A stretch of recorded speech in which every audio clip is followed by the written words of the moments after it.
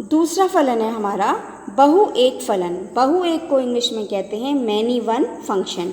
बहु एक many one function, ठीक है। अब मैनी वन फंक्शन क्या होता है? फलन को रिप्रेजेंट करते हैं ए टू बी से, तो एफ ए टू बी एक फलन है।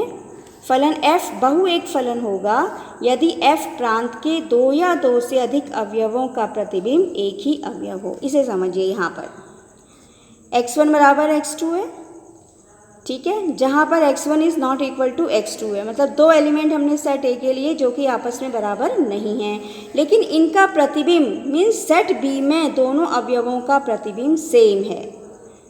फिर समझिए, दो अवयव अलग अलग अवयव लिए हमने, ए के दो अवयव लिए x1 x2 जो कि बराबर नहीं हैं, लेकिन इनके जो प्रतिबिंब हैं बी में, ये fx1 fx2 कहाँ होगा? बी में होगा, ये दोनों प्रतिबिंब बराबर होंगे।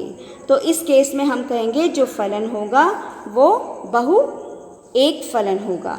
चित्र से समझिए। अब ये देखिए, ये ए के एलिमेंट 1 2 3 4, ये बी के element A B C D E F. A की जो इमेज है एरो से दिखा रखी है वो 1 ए बन रही है। ए में एलिमेंट 1, इसकी इमेज ए बन रही है, और एक में ही एलिमेंट 3 है, इसकी भी इमेज बी में वही बन रही है। मीन्स समुच्चय ए के दो अवयव 1 और 3 दोनों का जो प्रतिबिंब है वो समुच्चय बी में एक ही प्रतिबिंब है, ठीक है।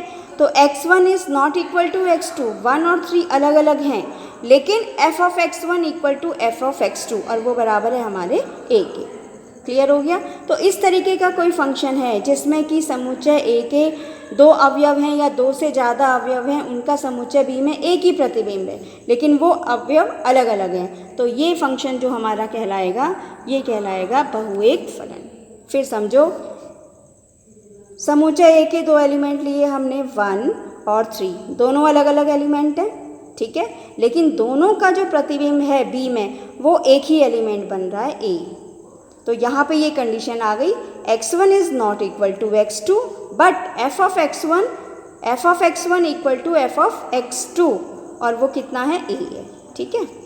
तो ये हो गया आपका। फिर यहाँ पर समुच्चय a प्रांत के अवयवों 1 और 3 का समुच्चय b सह प्रांत में एक ही प्रतिबिंब a है, means f1 equal to f3 बराबर a, और हम जानते हैं 1 और 3 आपस में बराबर नहीं है। क्लियर?